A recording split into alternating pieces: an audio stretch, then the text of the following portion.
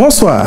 Le président de la République a exprimé sa profonde gratitude au khalife général des Mourides, Serigne Mountakha Bassirou Mbacké, ainsi qu'à l'ensemble des chefs religieux rencontrés. Leur accueil chaleureux, la qualité des échanges et leurs prières pour un Sénégal de paix, de prospérité et de solidarité sont une source d'inspiration pour notre action. 3 sujets majeurs ont rythmé la communication du chef de l'État: la relance des chantiers publics inachevés, l'emploi des jeunes et la modernisation du système de retraite et de sécurité sociale. Sur la question des chantiers publics inachevés, le constat est clair. Trop de projets restent en suspens dans des secteurs clés comme l'éducation, la santé, l'énergie, les routes et les sports. Le chef de l'État a donc demandé au Premier ministre de recenser tous les chantiers inachevés et de proposer des solutions pour leur relance dans le respect des règles de transparence et d'efficacité. Il est également urgent de faire le point sur les programmes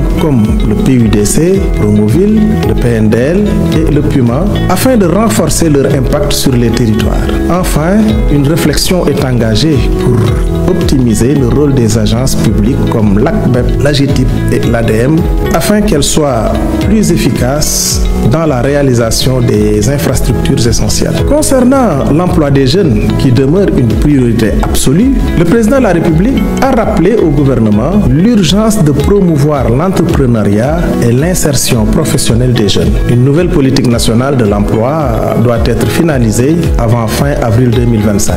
Par ailleurs, un système d'information performant sur le marché du travail sera mis en place en lien avec les bases de données des diplômés de la formation professionnelle et technique. Le gouvernement veillera également à harmoniser les actions des structures publiques dédiées à l'emploi des jeunes. Relativement à la modernisation du système de retraite et de sécurité sociale, le chef de l'État a demandé au gouvernement de placer cette question au cœur de notre politique sociale. Un code unique de sécurité sociale sera finalisé en concertation avec les partenaires sociaux afin d'améliorer la gouvernance des institutions de prévoyance. En parallèle, une attention particulière sera portée à la viabilité financière du Fonds national de retraite et à la revalorisation des pensions les plus faibles. Le gouvernement encouragera également la mise en place de retraites supplémentaires par capitalisation pour garantir une protection sociale solide et durable à tous les Sénégalais. Le Premier ministre a rendu compte des priorités du gouvernement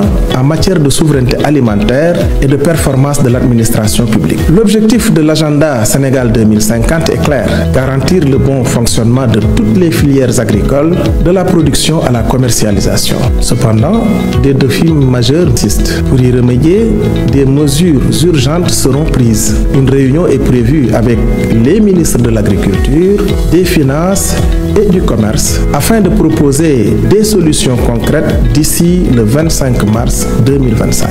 De plus, un cadre de concertation interministérielle sera mis en place pour structurer durablement la commercialisation des produits agricoles. Par ailleurs, la performance de notre administration publique est essentielle pour atteindre nos objectifs nationaux. Nous devons renforcer l'évaluation individuelle des agents publics et moderniser notre administration pour qu'elle soit à la hauteur des ambitions de nos ministres, souligne l'importance de l'entretien de nos villes. Le non-respect des obligations de ravalement des façades est un problème qui doit être traité rapidement. Le ministre de l'Urbanisme devra lui soumettre des propositions concrètes dans les 8 jours. Je vous remercie de votre attention et vous souhaite une excellente soirée.